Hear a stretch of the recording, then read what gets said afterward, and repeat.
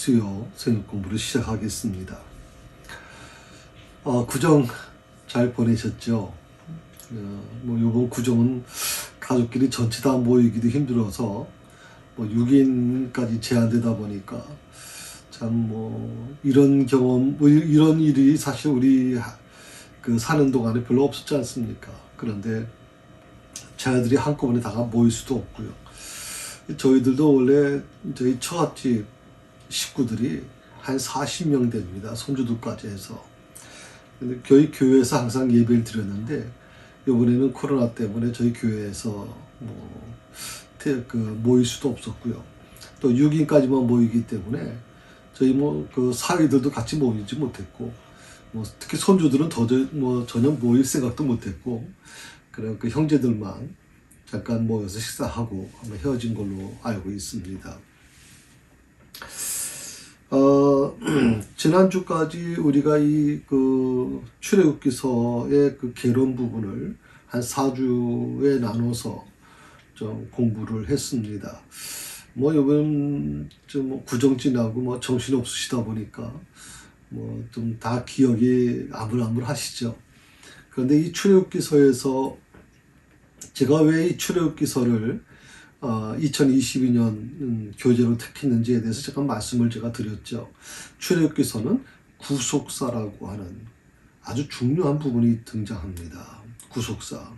그러니까 성경을 우리가 공부를 하고 성경을 읽을 때 이 구속사적인 입장에서 읽지 못하면 성경을 아무리 많이 읽어도 마치 깨진 파편처럼 유리가 이제 깨지면 그 유리 깨진 유리로 보면 내 모습 전체를 볼 수가 없잖아요. 부분적으로밖에 볼 수 없는 것처럼 성경을 부분적으로밖에 보지 못합니다. 근데 이런 분들이 때로 좀 이상한 얘기도 하기도 하고 성경을 잘못 해석하는 경우가 많이 있습니다. 성경을 이해하려고 하면, 성경을 올바르게 우리가 알려고 하면 반드시 이 구속사라고 하는 것을 반드시 여러분 잊지 마셔야 됩니다. 구속사라고 하는 이 이름이 그런 어떤 개념이 굉장히 좀 신학적이다. 굉장히 좀 어려운 거다. 목사님, 꼭 그런 걸 우리가 알아야 되나요? 그렇게 물어보는 분도 계실 겁니다. 우리 성경 열심히 읽으면 되는 거지. 구속사라는 게 목사님들이 신학 공부할 때 하는 것이지, 구속사라는 걸 우리가 왜 알아야 되는 겁니까? 라고 아마 질문하시는 분들이 계실 겁니다. 그러나 저는 여러분에게 분명히 말씀드립니다. 구속사는 반드시 하셔야 됩니다. 왜냐하면 그것이 바로 하나님이 이 세상을 운행해 나가시는 하나님의 하나님의 운행 방법이기 때문에 그렇습니다. 그러니까 하나님의 마음을 우리가 알고 하나님의 뜻을 알려고 하면, 하나님의 섭리를 알려고 하면 구속사를 모르고서는 알 수가 없어요. 그래서 좀 말씀을 제가 드리면서 이 출애굽기서는 바로 이 신약 성경과 그대로 연결되어 있다고 말씀을 제가 드렸기 때문에 우리가 이 출애굽기서를 공부하면서 지금 하나님의 뜻이 뭔지, 하나님의 역사가 뭔지를 한번 좀 우리가 다시 한번 공부해 나갔으면 좋겠습니다. 오늘부터는 1장을 공부하겠습니다. 여러분 교재 보시게 되면 생육하고 번성케 하신 하나님이라고 나와 있죠. 생육하고 번성케 하신 하나님. 그 핵심적인 말씀이 나와 있어요. 1장 1절에서 7절. 원래 출애굽기서 같은 경우에는 1장이 22절까지 있는데 왜 1절에서 7절까지만 공부하는가 하는 것이거든요. 그 1절에서 7절이 상당히 중요하기 때문에 그렇습니다. 7절 이후에 8절부터는 어떤 그런 역사적인 어떤 그런 시간의 개념을 가지고 기록됐다면 1절에서 7절은 상당히 의미를 두고 중요한 어떤 내용이 포함되어 있기 때문에 1절에서 7절에 있는 말씀을 공부하면 1장의 전체적인 부분을 우리가 공부할 수 있다고 말씀을 드릴 수 있겠습니다. 여기서 뭐 요절이라고 하는 것이 나왔는데 그 요절은 뭐 출애굽기 1장 7절 1장 7절 말씀이죠. 예, 우리 1절부터 쭉 한번 같이 읽도록 해봅시다. 야곱과 함께 각각 자기 가족을 데리고 애굽에 이른 이스라엘 아들들의 이름은 이러하니 르벤과 시므온과 레위와 유다와 이사갈과 스불론과 베냐민과 단과 납달리와 갓과 아셀이요. 야곱의 허리에서 나온 사람이 모두 70이요. 요셉은 애굽에 있었더라. 요셉과 그의 모든 형제와 그 시대의 사람은 다 죽었고 이스라엘 자손은 생육하고 불어나 번성하고 매우 강하여 온 땅에 가득하게 되었더라. 여기 특별히 이 7절에 있는 말씀이 중요하다고 지금 요절이라고 얘기했죠. 이스라엘 자손은 생육하고 불어나 번성하고 매우 강하여 온 땅에 가득하게 되었더라. 아멘. 오늘 이 말씀을 좀 같이 한번 관찰해 보실까요? 사실 1장 1절에서 7절에 있는 말씀은 그 애굽으로 이주한 야곱과 후손들의 기록입니다. 그래서 전체로 보면 1절에서 5절까지의 말씀이 바로 그런 부분이고요. 그래서 야곱의 허리에서 나온 사람이 모두 70이요. 요셉은 애굽에 있었다라고 하는 이 부분으로 해서 야곱과 후손들의 기록이죠. 특히 1장 1절에서 7절에 있는 말씀은 창세기와 그리고 출애굽기서를 연결해주는 고리 역할이다. 고리 역할. 우리가 두 개의 그런 체인을 연결시켜주는 고리가 있지 않습니까? 그 고리가 양쪽을 다 연결시켜주는 것처럼 출애굽기서 1장 1절에서 7절에 있는 말씀은 바로 이 고리 역할을 하는 것이죠. 그러니까 창세기에 있는 말씀과 출애굽기서에 있는 말씀이 분리되어 있는 게 아니라 창세기에 있는 말씀이 출애굽기서로 이제 이동해 가는데 거기에 고리 역할을 하는 것이 바로 1장 1절에서 7절에 있는 말씀이다라고 하는 의미입니다.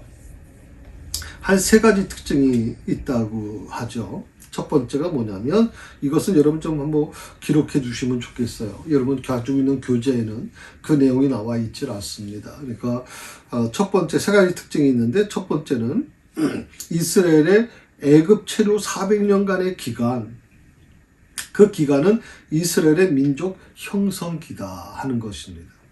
방금 전에 제가 이 고리 역할을 한다, 창세기와 출애굽기서를 연결하는 고리 역할을 한다 그랬는데 그 첫 번째 특징이 뭐냐면 이스라엘의 애굽 체류 400년의 기간이 이스라엘의 민족 형성기다.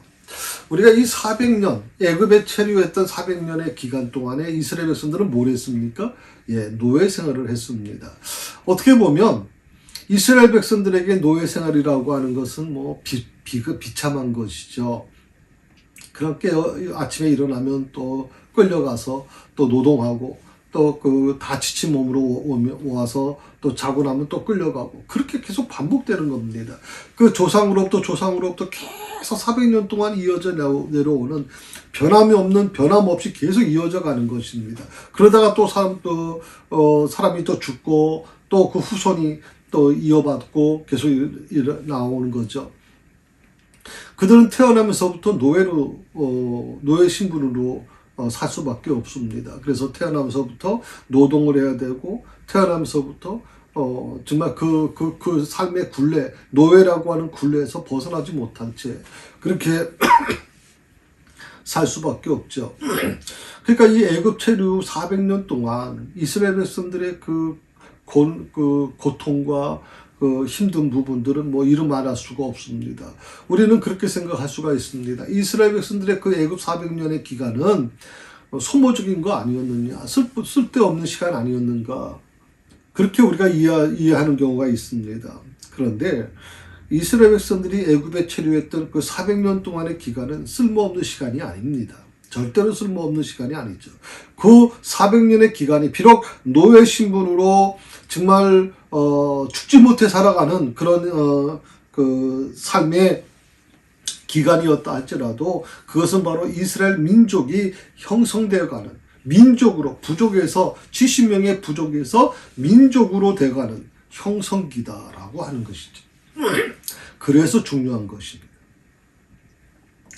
아브라함으로부터 시작해서, 이건 창세기에 있는 말씀을 연결해 놓은 거죠. 아브라함으로부터 시작해서 이삭으로, 이삭이 다시 야곱으로 이어지는 이 족장 중심의 구속사. 이것이 바로 어디까지 갑니까? 언약의 민족으로, 또 언약 국가로 그렇게 지금 확대되어 나가는 것이죠. 이게 바로 구속사라고 하는 거거든요. 그러니까 이 400년 기간은 이스라엘 백성들 스스로는 고통스럽고 죽지 못해 살아가는 시간인지 모르지만, 그것은 바로 위대한 하나님의 민족이 되기 위해서, 언약의 민족이 되기 위해서, 언약의 국가가 되기 위해서 준비하는 기간이었다라고 하는 것입니다. 굉장히 중요한 것이죠. 이 준비 기간이라는 게 얼마나 중요한 것입니까? 사실 지금 올림픽이 베이징에서 지금 열리고 있습니다만은, 그 올림픽 출전하는 선수들 한번 보십시오, 여러분. 한순간을 위해서, 짧은 시간 아닙니까? 쇼트트랙인가요? 그것도 불과 5분도 안 되는 짧은 시간이죠. 그런데 그들은 그걸 위해서 얼마나 준비합니까? 보통 태릉 선수촌에 보게 되면 거의 1년 전부터 들어가서 2, 3년 전부터 들어가서 정말 피땀 흘리면서 노력하지 않습니까? 그 과정, 그 피땀 흘리는 정말 하루하루 너무 힘든 싸움이 있잖아요.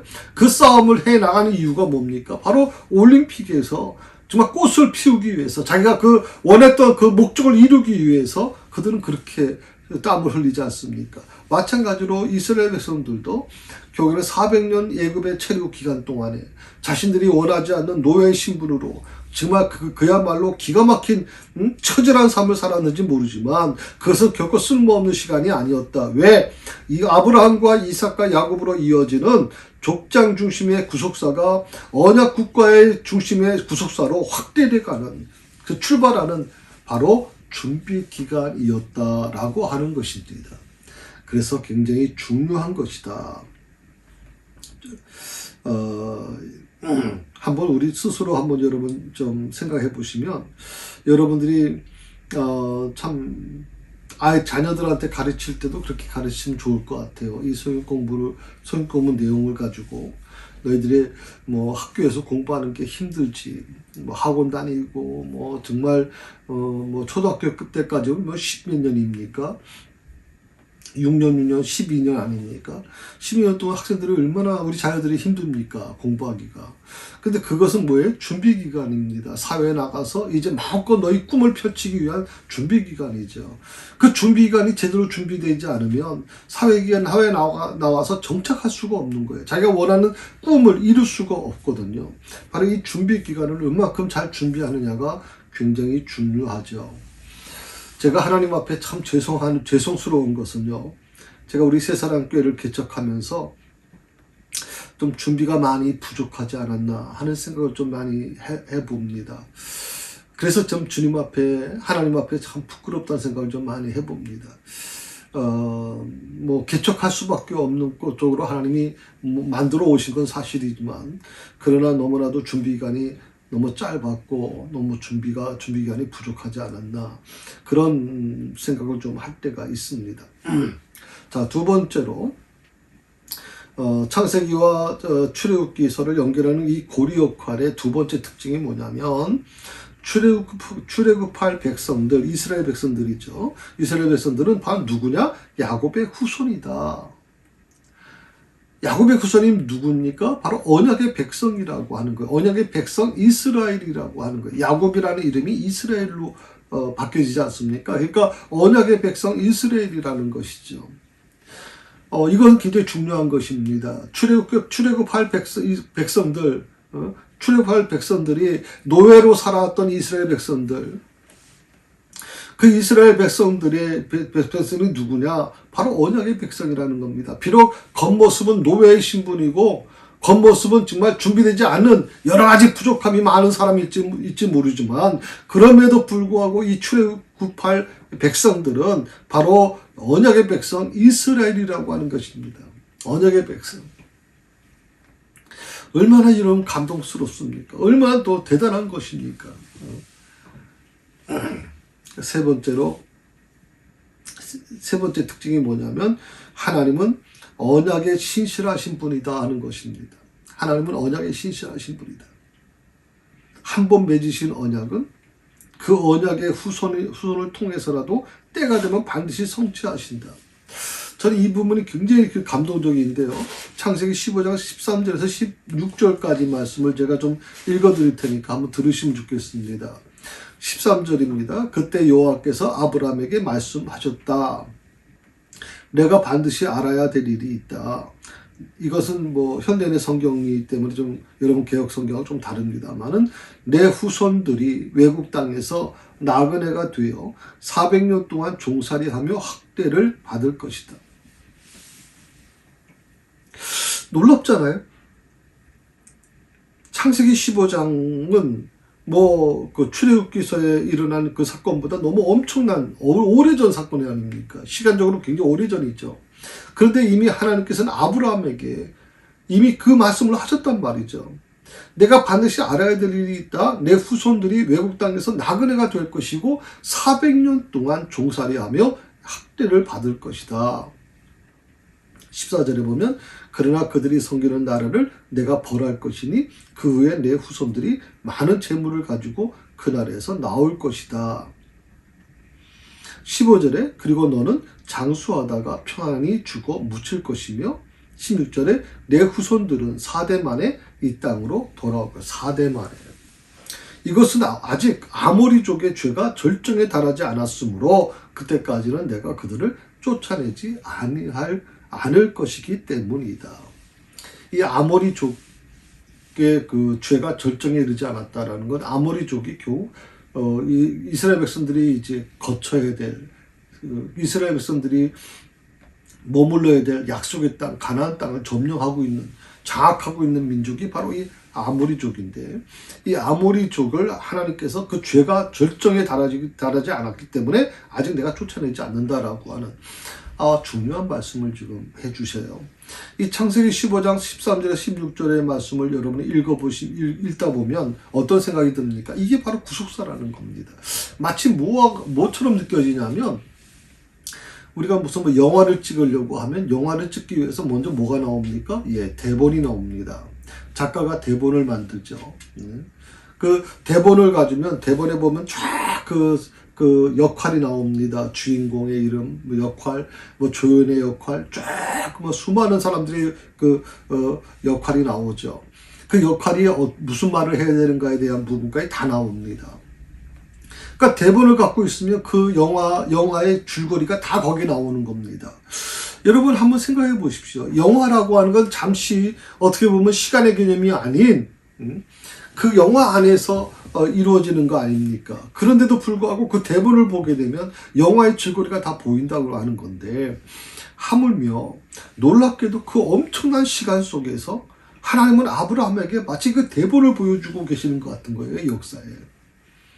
일어나지도 않는 사건, 앞으로 먼 훗날 일어나야 될 그 사건을 마치 일어난 것처럼 그렇게 말씀하고 계시다는 거예요. 여러분 이것이 바로 하나님께서 만들어 가시는 역사예요. 하나님의 역사는 멈춘 적이 없어요. 하나님의 역사는 계속 진행되고 있어요. 그런데 놀라운 것은 그 대본의 내용이 뭐예요? 내 후손이 외국 땅에서 나그네 되어 400년 동안 종살이하며 학대를 받을 것이다. 그러나 그들이 섬기는 나라를 내가 벌할 것이니 그 후에 내 후손들이 많은 재물을 가지고 그 나라에서 나올 것이다. 이거 너무너무 놀라운 일입니다. 그 모든 것을 하나님께서는 미리 아브라함에게 다 보여주셨어요. 이것이 바로 하나님께서 우리에게 향하신 하나님의 놀라우신 능력이고 하나님의 놀라우신 역사하심이에요. 저는 우리 성도들에게도 성도님들의 삶에도 하나님께서 이런 은혜를 주셨으면 좋겠어요. 우리가 지금의 눈에 보이는 거 지금 우리가 깨닫는 이 2022년에 머무는 삶이 아니라 우리의 삶은 저 먼 훗날까지도 볼 수 있는 영의 눈이 열려지기를 바래요. 하나님께서 그걸 우리에게 보여주시기를 원해요. 아브라함에게 보여주셨던 것처럼 나에게도 그걸 보여주시기를 원해요. 하나님께서 저는 우리 새사랑교회 성도들에게도 그걸 보여주시기를 원해요. 16절의 말씀처럼 내 후손들은 4대 만에 이 땅으로 돌아올 것이다. 4대 만에. 그러니까 이 4대라고 하는 게, 여기서 말하는 4대라고 하는 게, 우리가 보통 얘기할 때 430년이라고 하지 않습니까? 그러니까 100년을 한 대로 지금 보고 있는 건데, 요즘에 같으면 100년을 한 대로 보질 않죠. 30년을 보통 한 대로 보고 있단 말이죠. 그래서, 지금으로 계산하게 보게 되면, 거의 한 13대, 14대 정도의 시간이 존재하는 건데, 이 당시에는 그 한 대가 한 100년 정도로 생각을 계산한 것 같아요. 그래서 4대 만에 이 땅으로 돌아온다. 물론 뭐 수명이 우리보다는 굉장히 그때 당시에는 많았기 때문에 그럴 수 있을 거라고 생각이 듭니다. 자, 이 한 번 맺으신 언약이 어떤 것인가? 하나님은 신실하신 분이다. 하나님은 한번 약속하신 것을 절대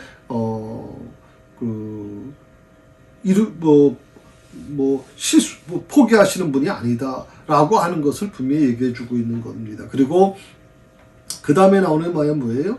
그 언약의 후손을 통해서라도 때가 되면 반드시 성취하신 것이다. 때가 되면이라고 하는 말이 참 중요한 부분입니다. 네, 때가 되면. 이 때라는 걸 제가 능히 여러분 수요 공부 때도 설교 때도 강조했죠. 하나님의 때라고 하는 것은 내가 생각하는 때하고 다르다는 것이죠.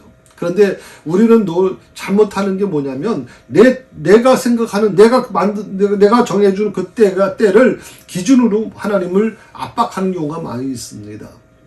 그걸 우리는 대단한 어떻게 보면 믿음이라고 생각하고 그것이 바로 기도의 능력이라고 얘기하는 분들이 많이 있습니다. 그런데 여러분 잘 보셔야 되는 게 뭐냐면 이 역사의 모든 운행은 누가 주관하십니까? 하나님이 주관하십니다. 그리고 하나님께서는 그 때가 돼야 하나님의 역사가 이루어지게 만들어 가시는 거예요. 하나님의 때.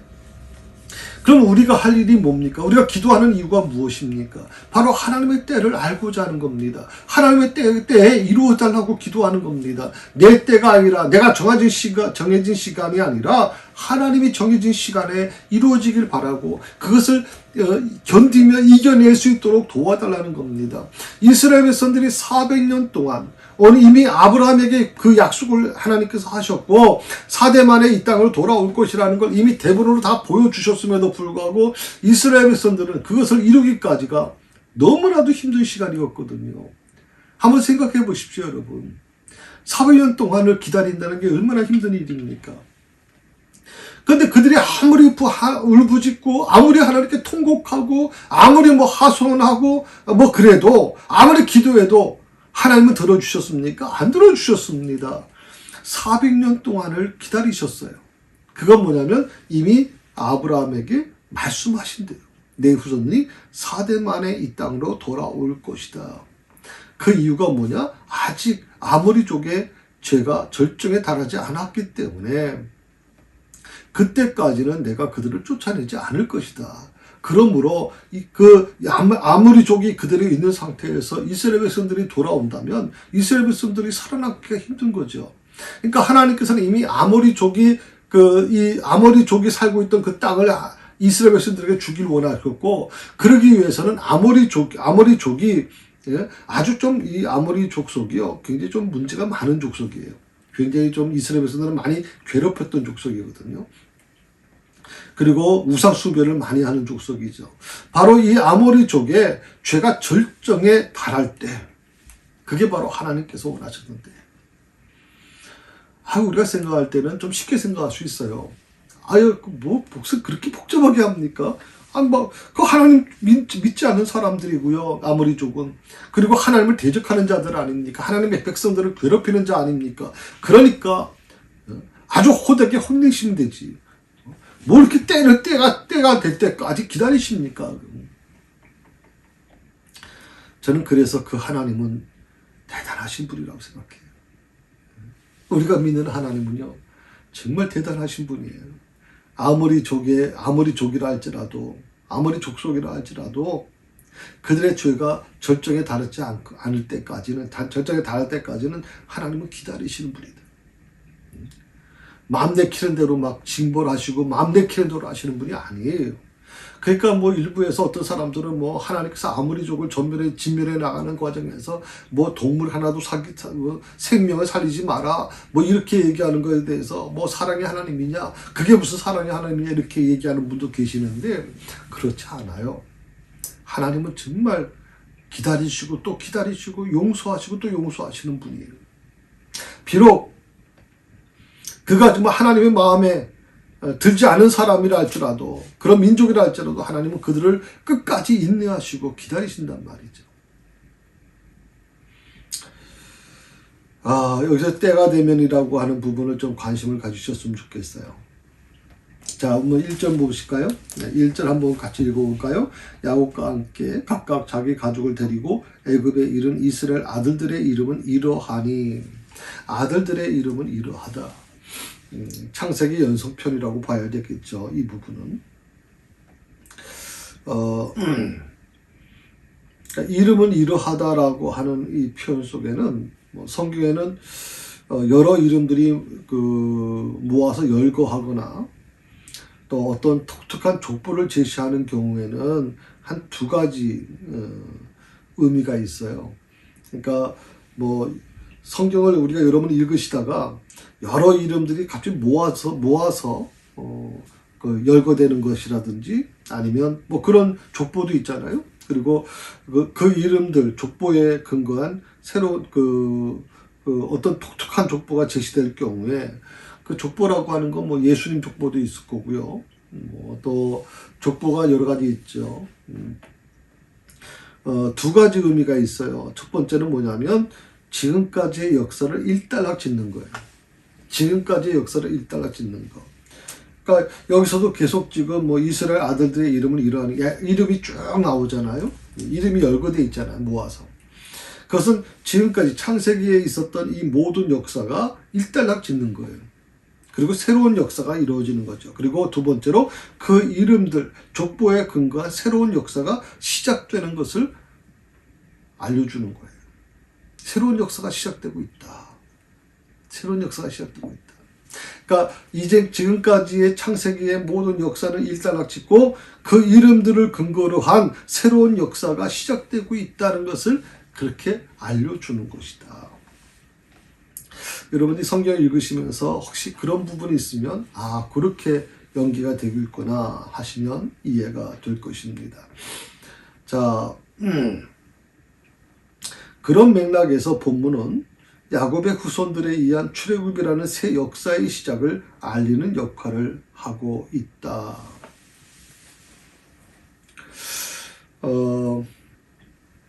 2절에서 4절의 말씀을 한번 보시게 되면 이제 야곱 아들들의 이름이 등장합니다. 보니까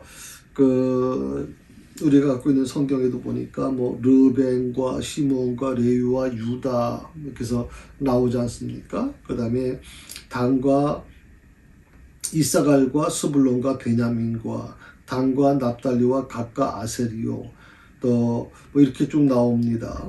그래서 이것을 보시게 되면 뭐 아무런 무슨 이 이름의 순서가 뭐가 있겠죠. 우리가 보통 생각할 때 나이 순으로 그렇게 기록했을 것이다. 뭐 그렇게 생각하는 분도 계실겠죠. 뭐 르벤 같은 경우는 장남이니까 르벤부터 해서 나이 많은 사람들 중심으로 해서 어린 사람으로 해서 쭉 이렇게 기록했을 것이다.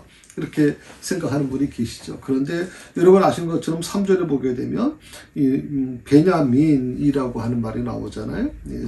이사갈과 스불론과 베냐민과 단과 납달리와 gad과 아세리오. 베냐민은 사실 어떻게 보면 제일 막내거든요.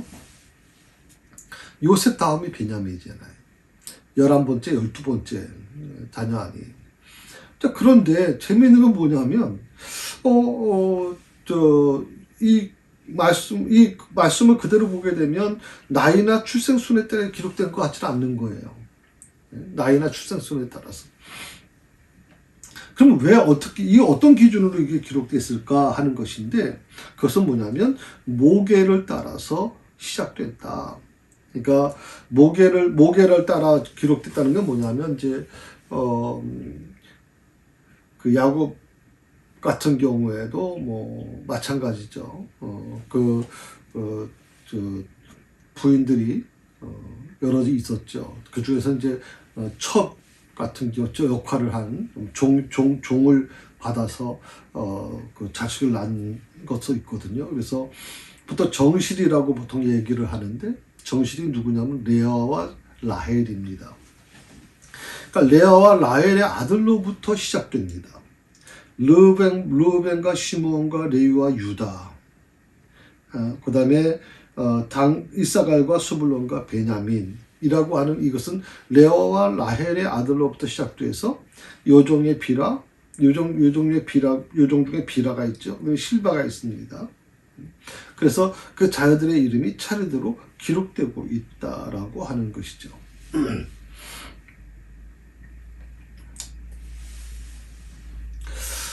아마 이렇게 기록하는 그 과정은 방법은 야곱 당시에도 아마 그렇게 엄격한 가부장적인 부분이 아마 있었지 않겠나. 우리나라도 마찬가지잖아요. 적자와 서자가 있지 않습니까? 마찬가지로 이 야곱 당시에 에도 굉장히 엄격한 가부장제가 있었다라고 우리가 예측할 수 있죠. 그러니까 아마 이것도 여기도 서양보다는 동양적인 사고 방식이 많이 있기 때문에 아마 그런 가부장적 사회 구조가 강해져 있을 것이다. 그래서 적자를 서자보다는 중요시 여기지 않았냐 그렇게 얘기할 수 있고요. 또 하나가 뭐냐면 노예 제도를 인정하던 계급 사회의 한 단면을 우리가 볼 수 있는데 노예 제도 그러니까 종이라고 하는 뭐 비라와 실바라고 하는 그 종의 몸에서 난 자식들 그 자식들의 어떤 그런 그 과정에 대한 부분도 거기에 포함되어 있다고 볼 수가 있습니다.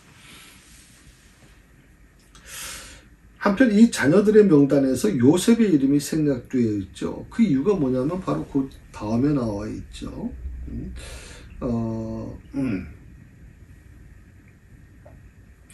5절 말씀에 보게 되면 요셉은 애굽에 있었다라고 이렇게 얘기했거든요. 그래서 요셉이 그들에 앞서 먼저 애굽에 내려가 있었기 때문에 뭐 과정이야 뭐 여러 가지 있겠죠. 예. 뭐 요셉이 애굽에 간 내용은 여러분 뭐 잘 아시잖아요. 그 다음에 이제 다시 한번 제가 설명을 좀 드릴 겁니다만은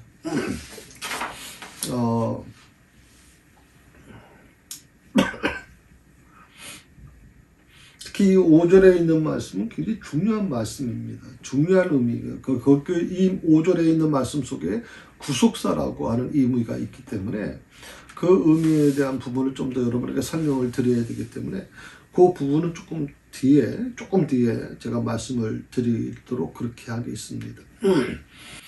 그 아들들 특히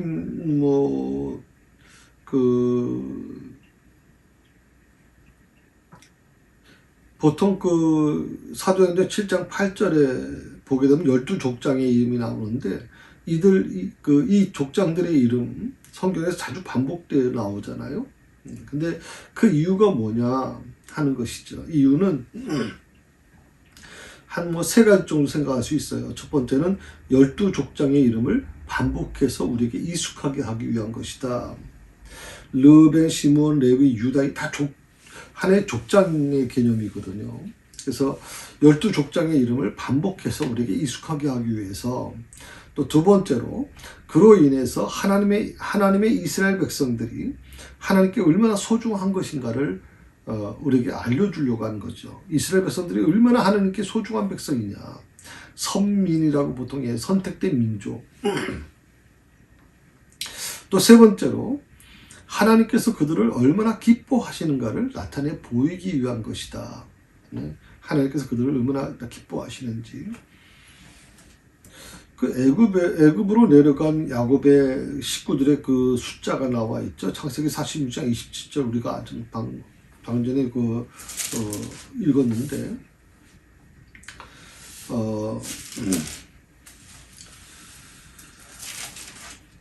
한번 보실까요? 26장, 창세기 26장.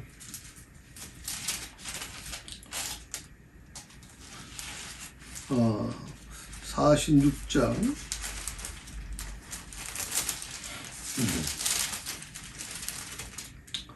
27절입니다. 27절에 애굽에서 요셉이 낳은 아들은 2명이니 야곱의 집사람으로 애굽에 이른 자가 모두 70명이었다. 전체 수가 70인이었다라고 얘기를 하는 겁니다. 물론 이 70명이라고 하는 것은요, 우리가 좀 생각을 좀 해볼 필요가 있겠죠. 70명이라는 게 어떤 의미가 있는 거냐 하는 것이죠.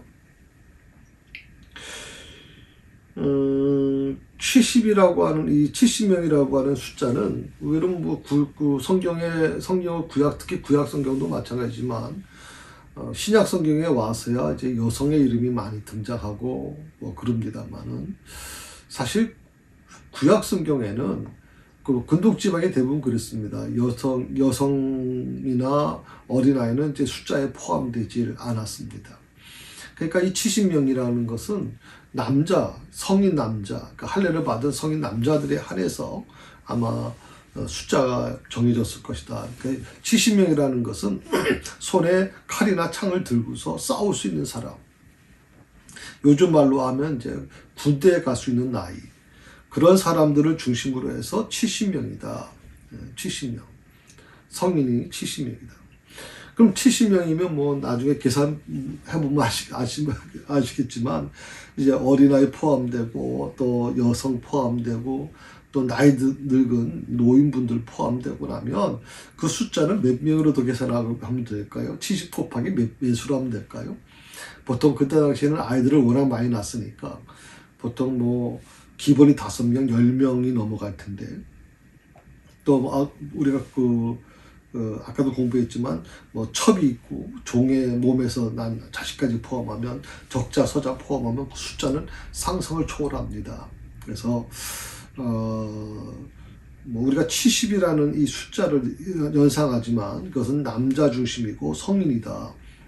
그리고 그 외에 인원까지 포함하면 거의 한 최소 5명을 포함시켜도 350명 정도 된다. 이렇게 최소 인원입니다. 그래서 이스라엘 기준으로 보게 되면 거의 한 500명이 넘어가는 600명이 넘어가는 숫자라고 볼 수 있죠. 그런데 이 70명이라고 하는 이 숫자가 참 재밌게도 창세기 10장에 우리가 이제 창세기 말씀을 좀 보게 되면, 제가 지난번 한번 여러분에게 주일날 설교를 말씀을 드렸죠. 노아의 자손 중에 셈, 함, 야벳이 있었다 말씀드렸잖아요. 그 중에 함이라는 자녀가 두 번째 자녀인데, 이 함이 아버지 노아로부터 저주를 받게 되죠. 그런데 노아로부터 저주받은 이 함의 자손들이 오히려 세상에서는 더 인정받고 세상을 호령하는 자들이 되었다라고 말씀을 제가 드렸습니다. 재밌는 건 뭐냐면 이 함과 야벳의 자손은 2대의 명단만 나와 있지만 창세기 10장에 보면 셈이라고 하는 이 아들은 첫째 아들이죠. 4대가 나와 있거든요. 그래서 이 창세기 10장에 나와 있는 민족 선조의 그 선조의 수와 70명이 똑같다라고 하는 거예요. 자, 한번 말씀을 좀 드려볼까요? 셈의 그 4대 숫자가 뭐냐면 26이라는 거예요. 후손들이죠. 셈을 포함한 후손들. 그 다음에 함이라는 숫자가 몇 명이냐면 30이라는 숫자예요. 30명. 야벳이라고 하는 후손들의 숫자가 14명이에요. 이걸 더해보면 70이라는 말이 나와요. 70. 그러니까 이 창세기 46장 27절에 이에 나오는 70인, 다시 말하면 애굽으로 내려간 야곱의 숫자가 70인인데 창세기 10장에 나와 있는 민족 선조의 수와 너무나도 닮았다. 너무나도 숫자가 똑같단 말이에요. 70이라는 숫자가. 셈의 후손들 26명, 함의 후손들 30명, 야벳의 후손들 14명. 전부 총 더해보니까 70이라는 거거든요. 모세가 신명기 32장 8절에서 지극히 높으신 자가 열국의 기업을 주실 때 인종을 분정하실 때에 이스라엘 자손의 수요대로 민족들의 경계를 정하셨다라고 그렇게 기록하고 있습니다. 애굽 땅에서 번성한 이스라엘의 수를 유의해 보면 더 놀라운 일들이 일어나요. 그래서 이걸 보면서 우리가 한번 좀 이걸 하나 깨달았으면 좋겠어요. 어떤 후일에 크게 성공한 사람이라 할지라도 아마 자기 자신을 한번 돌아보면서 내가 시작은 너무나도 보잘것없이 시작했는데, 너무나도 보잘것없었는데, 작았는데 지금은 이렇게만 놀라운 축복을 받았어 라고 생각하면, 내가 시작은 이렇게 연약하게 시작했는데 라고 생각을 하면 교만해질 수가 없죠. 그리고 자만해질 수가 없습니다. 항상 겸손한 마음으로 그렇게 갈 수 있게 되겠죠. 그래서 욥기서 9장 7절에 있는 말씀대로 내 시작은 미약했으나 내 나중은 창대하리라. 창대하리라고 하는 이 말씀을 우리가 염두에 둘 때 우리는 창대한다라고 하는 것만 초점을 두는데, 그 안에 들어가 보면 시작이 미약하게 시작한다라고 하는 거예요. 미약하게 시작한다. 어떻게 보면 우리가 나중에 장사를 하시는 분들, 사업을 하시는 분들, 마찬가지죠. 예, 크게 성공했더라도 내가 처음 시작할 때 그 어렵게 시작했던 것들, 정말 약한 모습으로 시작했던, 연약한 모습으로 시작했던, 단돈 손에 쥔 것이 얼마 안 되는 그 적은 돈으로 시작해서 이렇게 큰 기업을 이뤘다 할지라도 시작할 때 그렇게 적은 것으로 시작한 것을 늘 마음속에 갖고 살아가는 사람은 늘 겸손하게 살아갈 수 있어요. 저는 우리가 그런 마음을 가졌으면 좋겠어요. 주님 나라 갈 때까지도 내가 어떤 직분에 있던 간에 늘 겸손한 마음으로 그 믿음을 가지고 우리가 주님 앞에 그렇게 걸어갔으면 좋겠다 생각이 듭니다. 나 같은 사람이 뭘 할 수 있을까요, 하나님? 나 같은 사람을 구원해 주신 것이 너무 감사합니다 하는 그런 고백이, 우리 모두의 고백이 되기를 원합니다. 예, 오늘은 여기까지 공부를 하겠습니다. 계속해서 우리 1장에 있는 공부를 한 2번 정도 더 할 것 같은데, 그렇게 여러분 교재를 가지고 보면서 여러분 교재에 없는 것까지도 같이 제가 말씀을 드릴 거니까 좀 노트할 건 노트하시면서 같이 나누셨으면 좋겠습니다. 기도하십시다. 하나님 감사합니다. 참 너무나도 초라했던 야곱의 후손들 70명이 정말 하나님이여 애굽으로 넘어가서 400년 동안 그들의 숫자는 정말 상상할 수 없는 숫자로 그렇게 번성해 나갔습니다. 하나님, 오늘 우리가 이 공부를 하면서 하나님의 때라는 것을 다시 한번 우리가 공부하게 됐습니다. 이스라엘 백성들은 알지 못했습니다.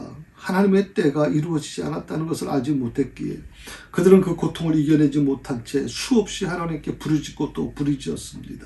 그러나 하나님의 때가 차지 않았기 때문에 그들의 고통이 그대로 유지될 수밖에 없다는 것을 우리가 보면서, 때로 우리 삶 속에 이해할 수 없는 어려운 고난을 만날 때도 있고, 때로 내 기도가 그렇게 열심히 기도했음에도 불구하고 하나님께서 왜 내 기도를 들어주지 않으시는가 그렇게 아버지 원망할 때도 있습니다만은, 오늘 이 말씀을 통해서 하나님은 하나님의 때가 될 때 우리를 더욱더 하나님의 뜻 안에서 세워가기 위해서 하나님의 때에 우리를 세워가신다고 하는 이 사실을 우리가 잊지 않게 하여 주시고, 늘 겸손한 마음으로 주의 뜻을 분별하는 저희 모두가 되게 하여 주시옵소서. 예수님의 이름으로 기도드립니다.